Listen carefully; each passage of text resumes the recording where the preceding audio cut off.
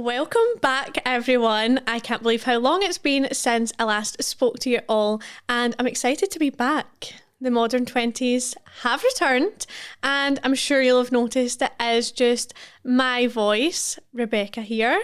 And yeah, it will just be me moving forwards. So I will still be chatting to you guys all about girl chat, obviously the boy chat, and just any dilemmas that we're facing in life. We're going to face them together.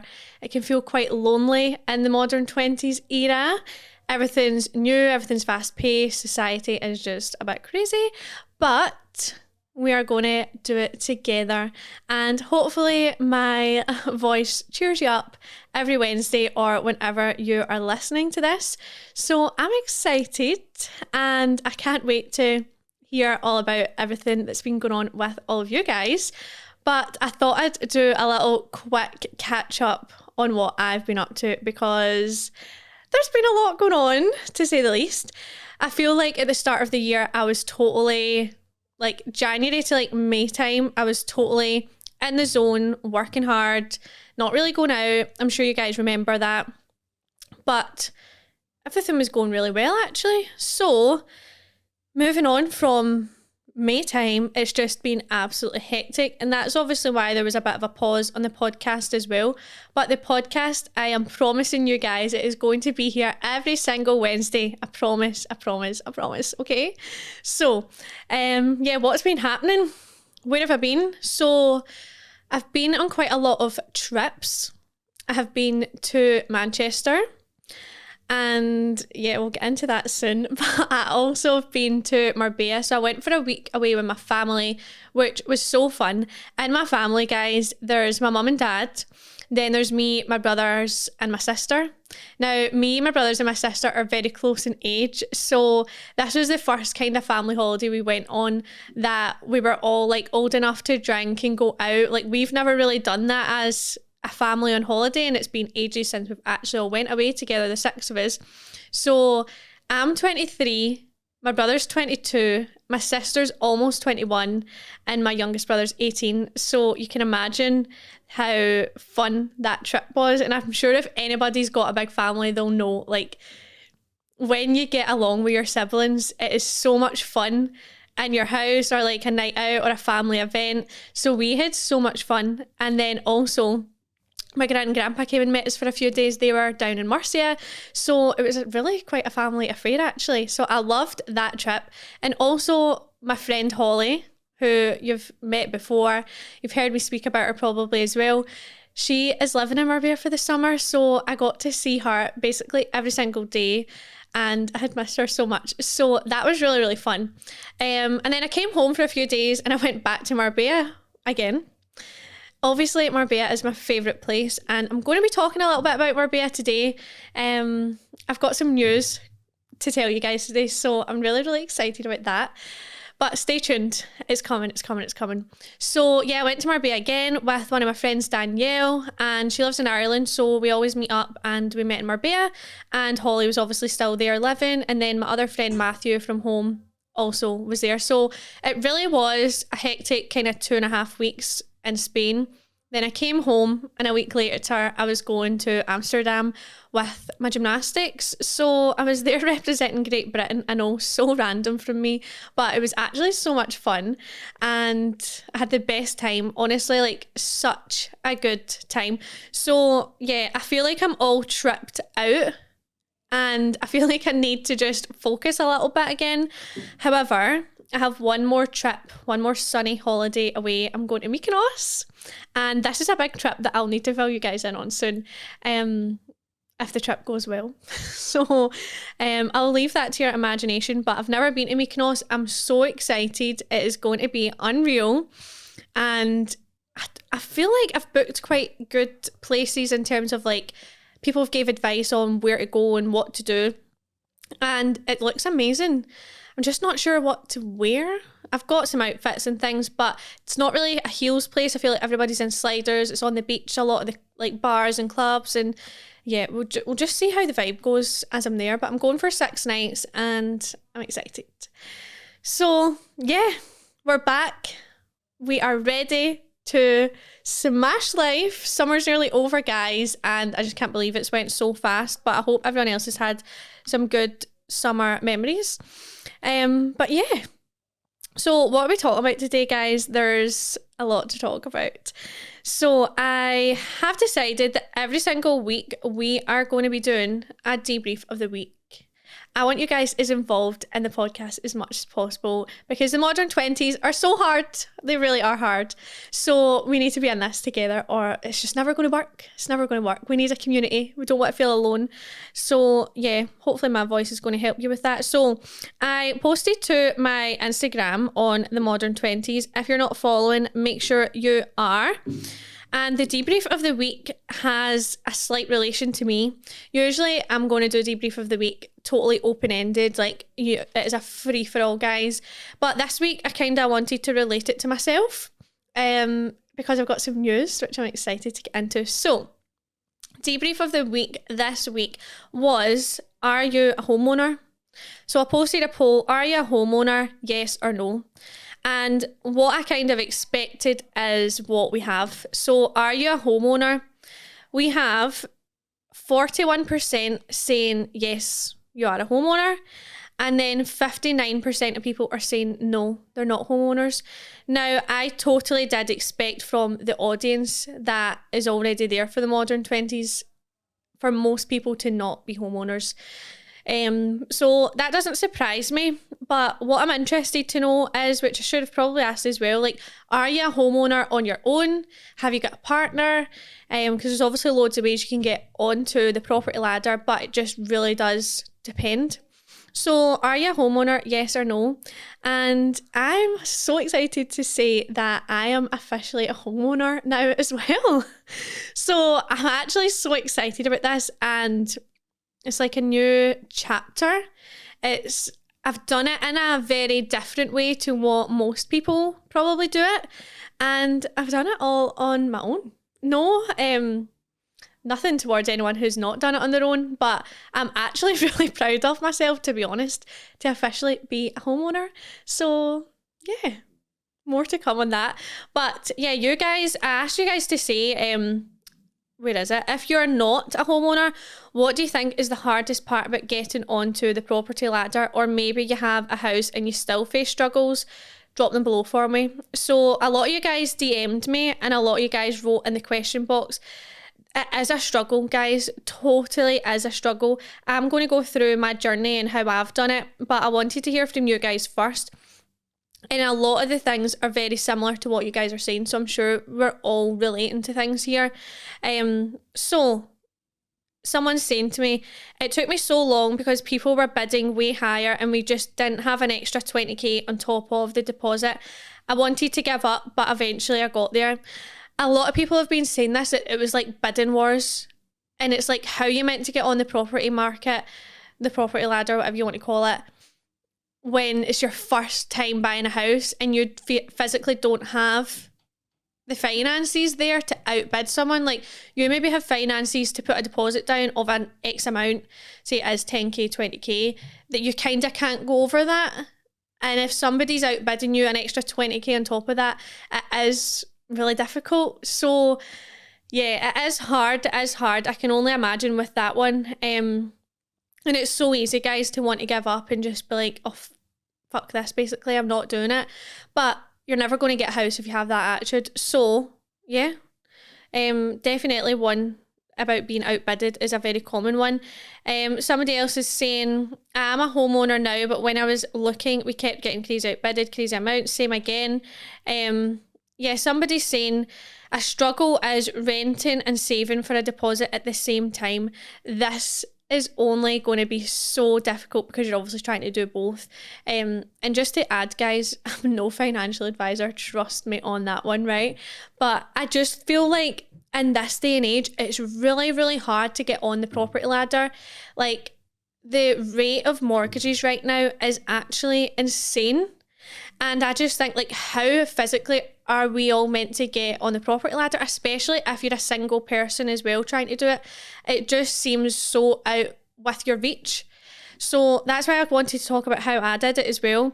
But someone saying renting and saving, that is obviously really difficult because you're basically paying someone else's mortgage whilst trying to save for your own deposit. But see, the thing is, what I recommend, every month try and save a certain amount no matter what, and you should never touch that amount, right? On top of that, when you feel like it's crunch time of like you've got a goal, like in 3 months I want to put the deposit down, in 6 months I want to put a deposit down, see, realistically, when you're buying a house, you need to sacrifice so much. Like 2 to 3 months before I did it, didn't go out. Like, you guys know this year I've not really went out. I sacrificed a lot of events. I sacrificed drinking. I went out sober. I done so many things. Like, I stopped buying clothes all the time. That was a really big one for me. I stopped actually using Klarna because I would always buy things in Klarna and be like, oh, I'll pay it off or I'll not keep everything. But girls, let's be real, we do keep everything. So renting and saving is a hard one. I've never had to be in that situation, but you've just got to genuinely sit and look at where I can cut costs. Like, is it getting your nails done every 4 weeks instead of every 3 weeks and things like that? I know it's only 1 week, but it makes a huge difference. So you've got to just roll with what you've got and do what you can. Is there any wee extra job you can pick up or things like that to make an extra, say, £50, £100 a week? Like, there's loads of things you can do, and if you really, really want it, you will. But I can only imagine. And as well as renting, I don't obviously know people's situations, but is there, like, could you go back home for like 2 to 3 months and save that rent money? Like, some people often do that, but I know it's not really an ideal situation. Do you know what I mean? Someone else was saying they've just moved in and it's always money to buy, then constant money afterwards. Yeah, that is the thing, guys. It is constantly going to be an expense. Like, I can relate to that in a sense of when I got my car, I was like, yeah, I can make the monthly finance payments, no problem. And then you get the car and you're like, oh, actually I need to insure that. Oh, actually I need to put petrol in it. Oh, I've got a burst tyre, right, I need a new tyre. Oh, it needs a service, it needs an MOT. And it's actually like, you can afford the car and then you get the car and you think, oh my God, I've got so much to pay for and it's so difficult. And I think with things like that, you need to be prepared for emergency costs. So like, if you've got a house and you get a leak, or like the boiler stops working, or something breaks, like, you need to get it fixed. So you need to always have a pot of cash. It's not a case of just buying the house. Like, you need to think ahead of the things you maybe need. But honestly, what I would say is, if you can afford to buy the house with if you can afford the deposit and you can make the monthly payments, I feel like you'll make everything else work around that. So sometimes just go for it, really. This one is a really important one, right? Somebody said to me, I really fucked up my finances when I was young and I'm in debt and an overdraft and I'm scared the bank won't loan me money for a mortgage. I feel like as a young person, this is when you, one, do have the most money, but two, have the most debt, if that makes any sense. And I do feel like when you're younger, especially when I was a student, see the amount of money you could borrow. I actually do think it's a bit crazy.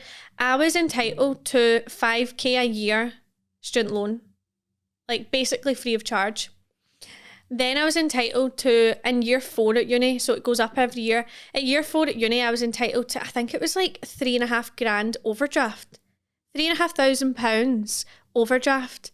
That's just crazy money. So already, you think about it, every year with 5k student loan, 3.5 grand overdraft. What's that? 5, 6, 7, 8. Mental maths is not a strong point. 8.5k a year, you could be in debt. Times that by 4 or 5 years, like, that is just honestly insane. And I can only imagine certain situations, or when we've been younger, we get in like hard situations or silly situations with money because we don't understand it, and there's not really a lot of money, not really a lot of information out there to make you understand money sometimes, or you really need to research it if you want to.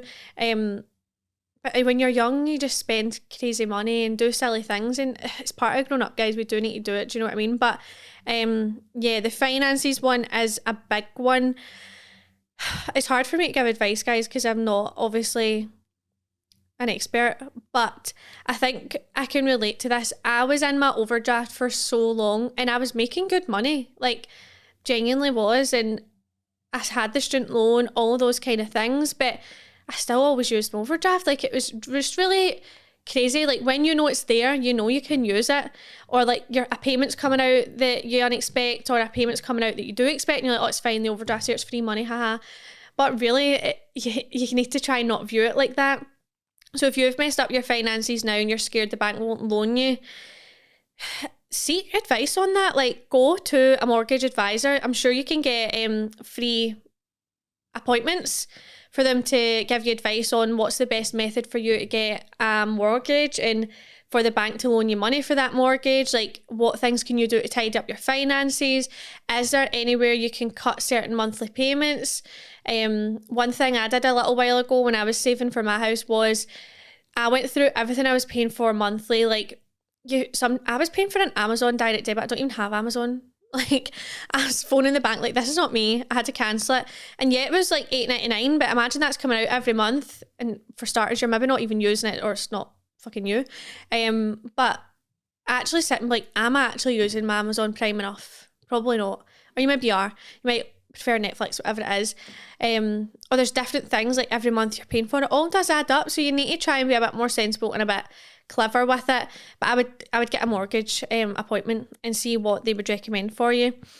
Someone else is saying saving. The thought of paying house bills every month makes me feel sick. Yeah, I think it is that overwhelming feeling of having to pay every month for a house.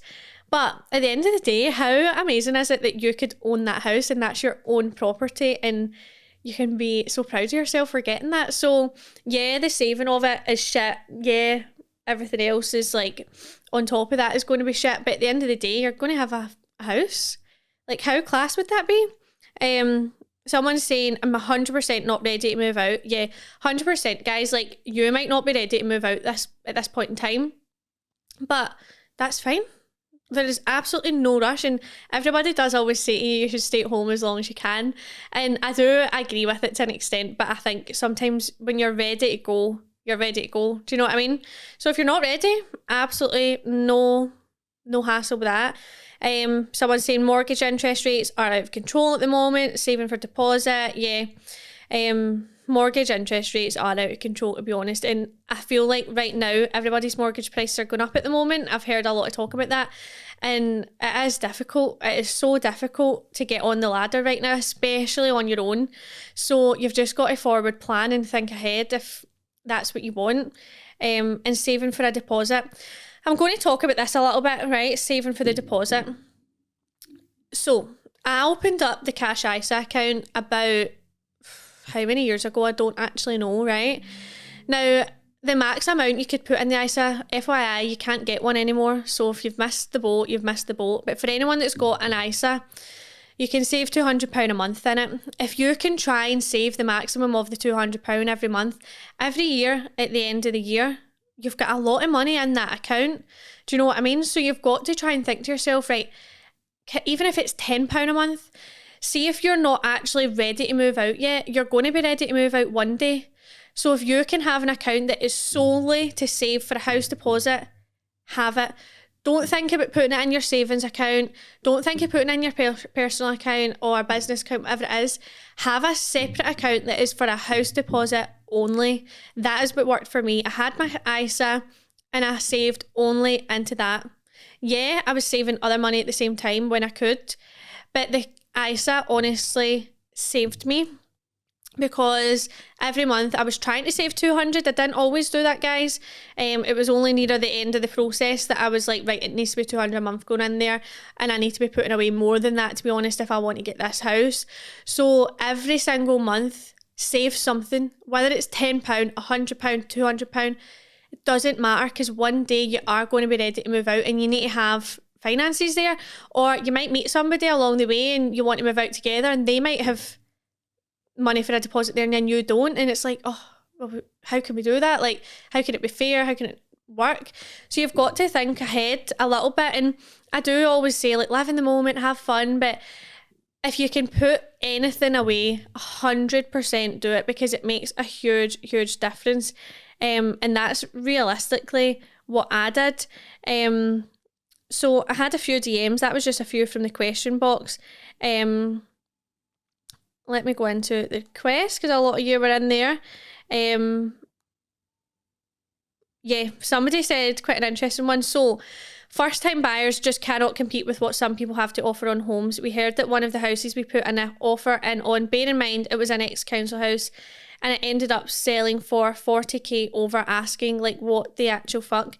Although I will say, if anyone is discouraged by this, just try and keep putting in offers for ones you like.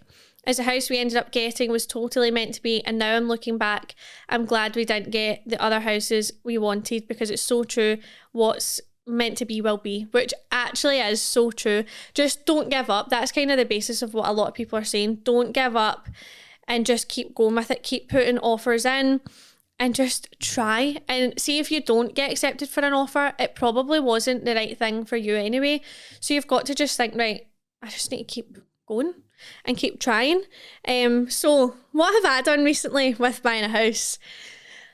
I actually have not said this to anybody apart from my close friends and family. So I have actually just bought a house in Spain. So I know, guys, I do feel quite like I'm a random person. I feel like my close friends and family, this doesn't surprise, but to some people listening right now, they'll be like, sorry, what?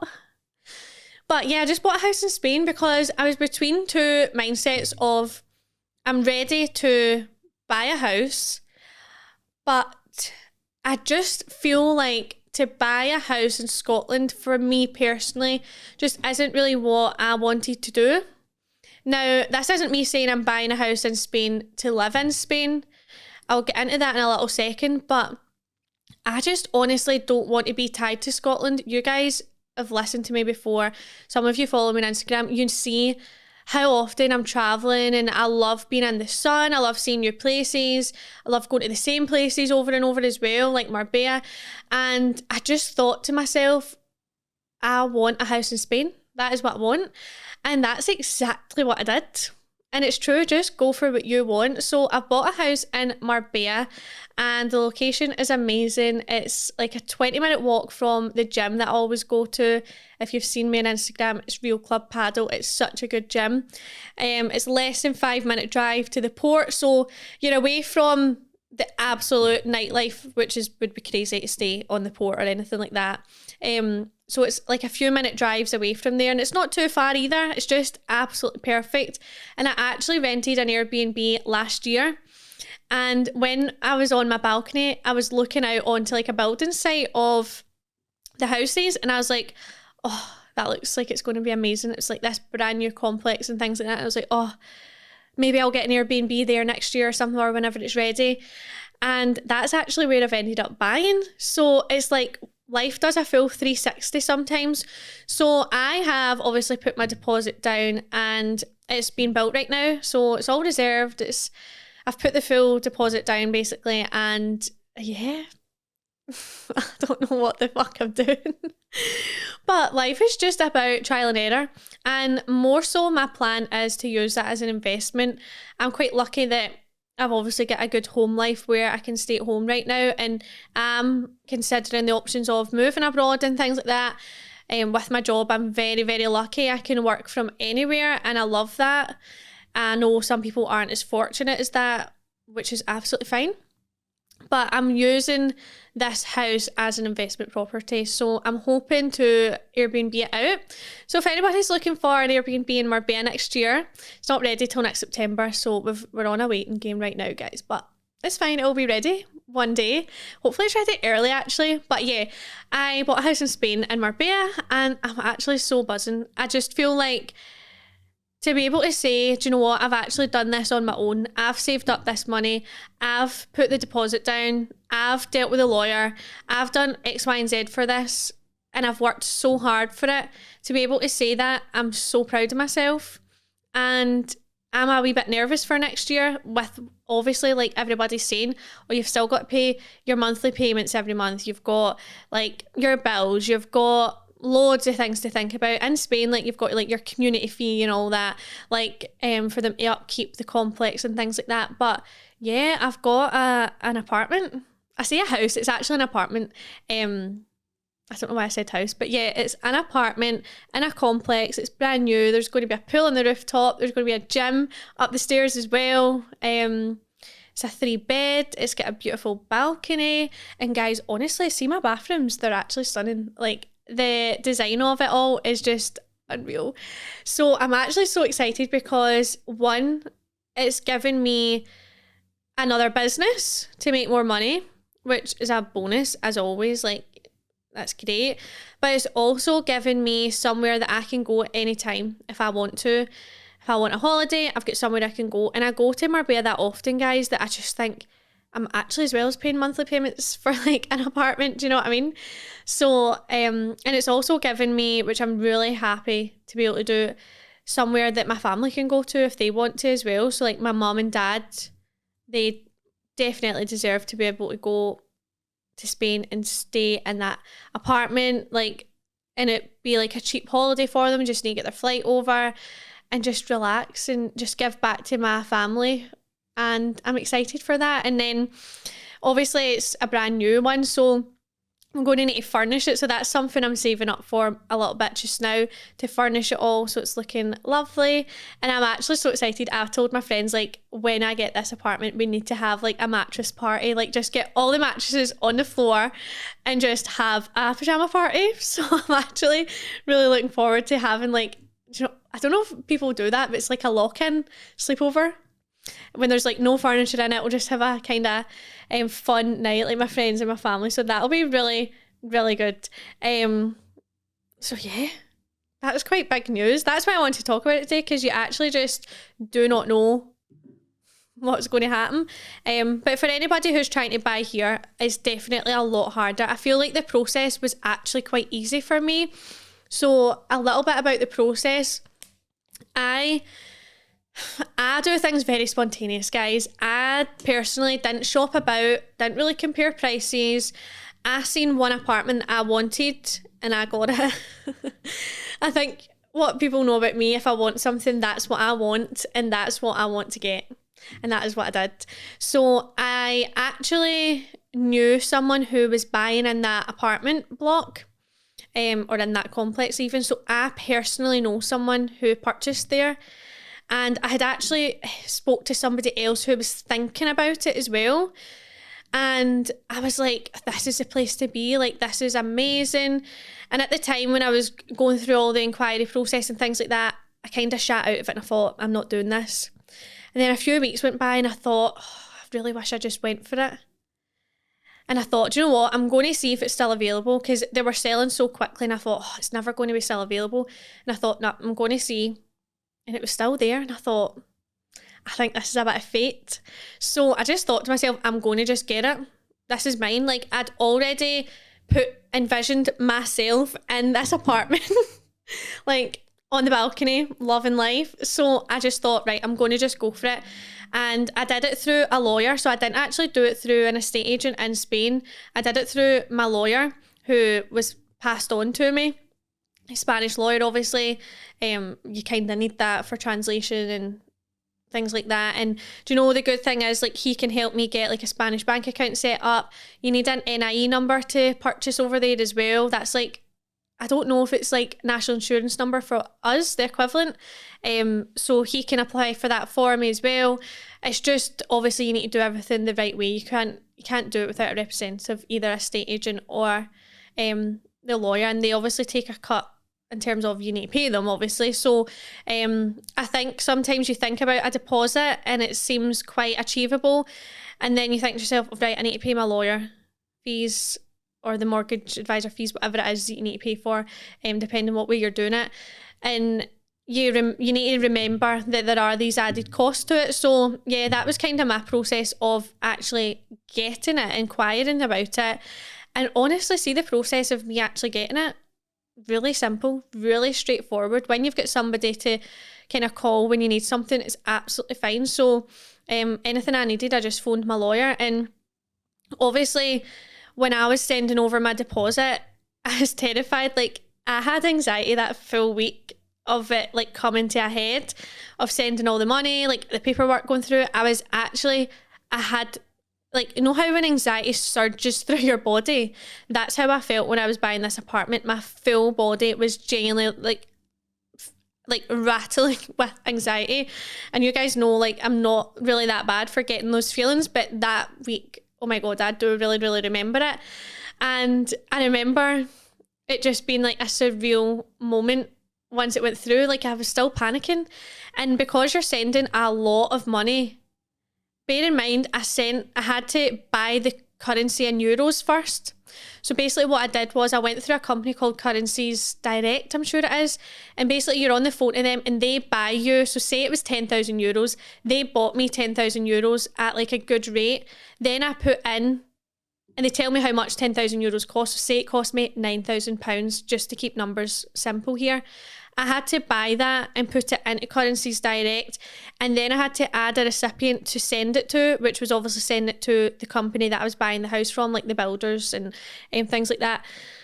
And I was like, oh my fucking God, I'm letting go of this money. This is it for life. Like, I was freaking out. But the thing is, I'm sure anybody that's bought a house, when they've sent that deposit money, they've freaked out as well, because it's so scary. But actually, like, you just need to pay it. So paid that, and after that this was whilst I was in Marbella, so I had already sent all the money before I'd went to Marbella. And then when I went to Marbella with my family, I went and viewed the property, so I hadn't even seen it yet. Who actually buys an apartment that they've not seen yet? Like, only me would do that. But I had obviously seen pictures. I had spoke with like the lawyer. I had spoke with, like, what do you call the people who are selling you the houses? They're not selling the houses, but because they're not estate agents, I don't think. They were like running the building of it. I don't know. Maybe they are estate agents. I don't know. I can't really remember. But anyway, what was I even saying there? Yeah, so I hadn't viewed it, but I'd spoke to all these people and I'd seen it. I knew what I was getting. I'd seen like the floor plan, pictures of like the showroom and stuff like that, and I thought, right, fuck it, let's go. So when I went to Marbella with my family, my mum, my dad and my sister, we all went to see it. Obviously it's not built yet, so I could only go in the showroom, and we had to put like high vis on, hard hat, and the woman took us up, and I remember viewing it, taking loads of pictures, and it was amazing to actually see what mine is similarly going to look like. The one that I viewed, the showroom is slightly bigger than what I've got, but because it's a 4-bed, but it's the same kind of standard, which is obviously what I wanted to see. And actually went in and I just thought, oh my God, like, this is crazy. And I remember walking out, and I was walking down the stairs, and I just stopped in the stairs with my mum. I just burst into tears, and that is a memory I'll always hold in my mind and my heart.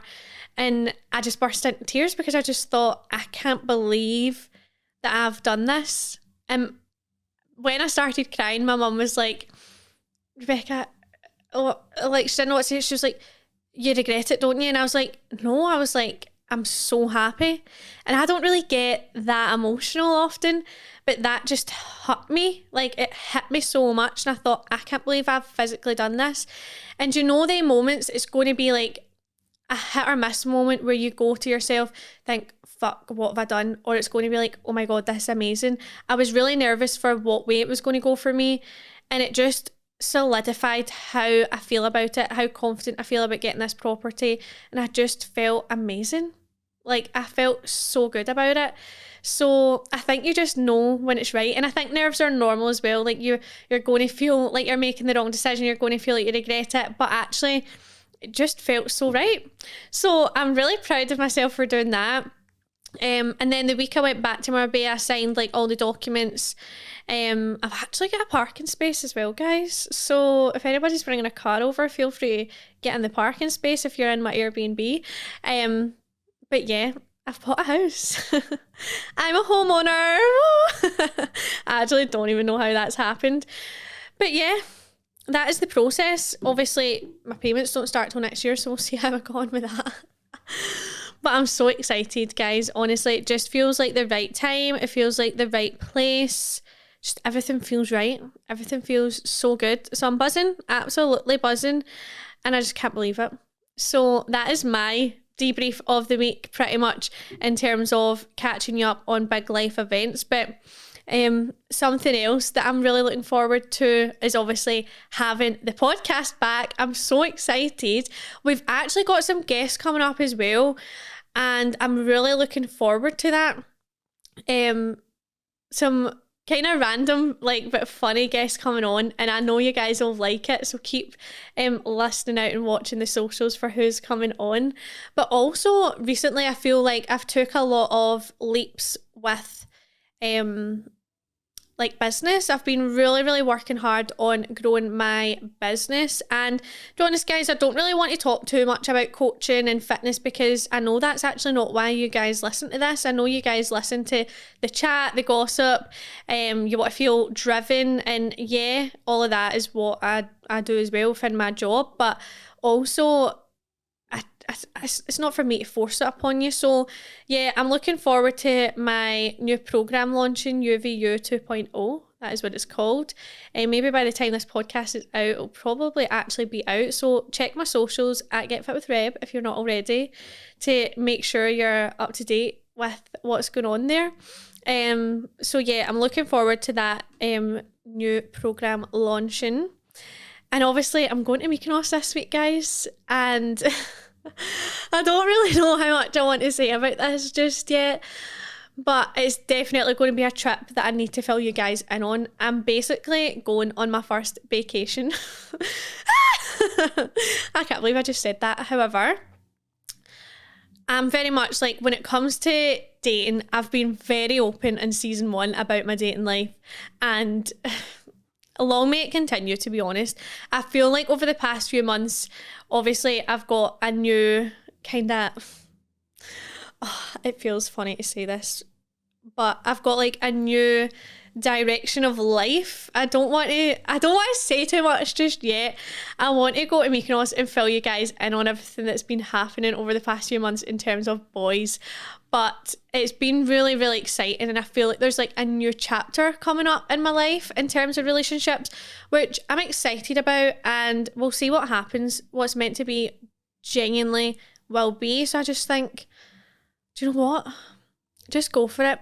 And I think a turning point for me in terms of relationships right now, I just feel like the past year, I would say since September 2022, that's when I really totally dialed in on myself. I'd had an amazing summer. I'd had so much fun with my friends. We were going out every weekend and we were doing amazing things. And when I came home from Marbella last September, I thought, right, it's time to focus on myself. What am I actually looking for from a guy? What do I actually want from a guy? What qualities do I need? What qualities do I want? And what do I want to bring to the table in a relationship as well? So it's something that I've really worked on, a lot of self-development. And I feel like girls will really relate to this, and I feel like they'll really relate to me in terms of being a girl, right?